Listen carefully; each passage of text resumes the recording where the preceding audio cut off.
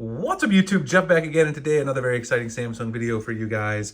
Today we're going to be talking about 5 critical home screen settings that you should consider changing on your Samsung Galaxy S22 Ultra or other Samsung Galaxy device. I've got some good ones, probably some ones that you haven't seen before, a couple of them that are kind of tucked away and hidden in the settings. Before we do that, I want to remind you guys, we are coming up on Galaxy S23 Ultra season. And I know a lot of you guys are saving up to get that new flagship. If you're doing that, one way that you can save some money is by switching your wireless service to my partners over at Mint Mobile. Mint Mobile has premium wireless, and they also have an amazing holiday sale going on right now where if you buy 3 months, you get 3 months free. That gives you 6 months total for their usual 3-month price. And I wanted to show you guys some of the plans. I've talked about it quite a bit, but you guys seeing the option is always very helpful. They've got their lowest price plan, 4 gigs a month of data, 5G and 4G LTE, whichever is fastest. $15 a month. Right now, you get 6 months for $45, which is less than $8 a month.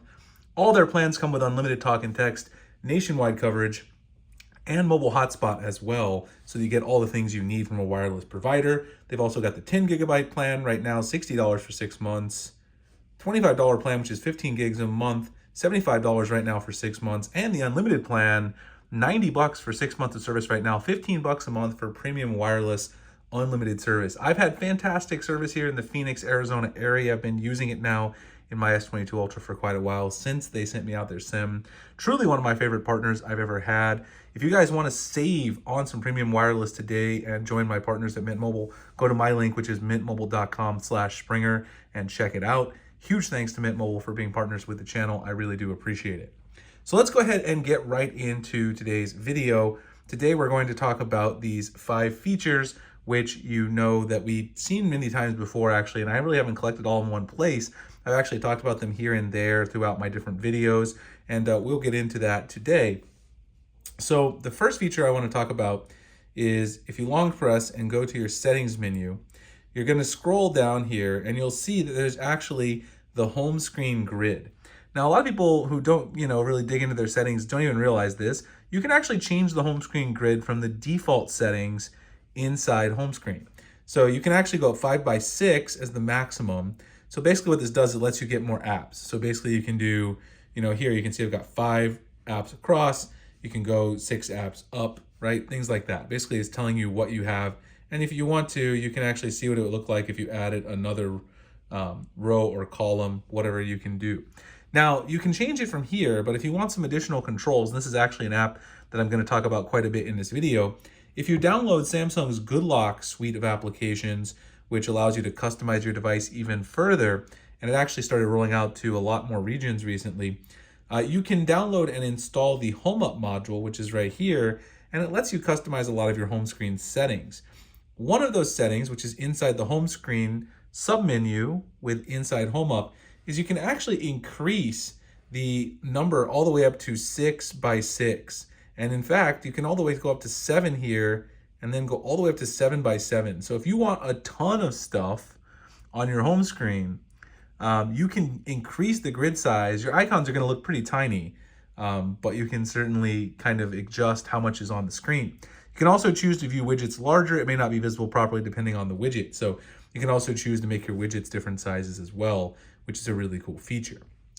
The next thing, the second feature, if you go back to the home screen, long press and go to settings, you can also enable a very key feature that it makes using the phone easier. In some regions, it's not enabled by default. That is the swipe down for notification panel option. So if you turn this on, what it's going to allow you to do is instead of having to reach all the way to the top to get the notification panel, you can just swipe down like this anywhere on the screen and it comes down. So obviously that's a very convenient feature and one that I feel like people really enjoy at the end of the day.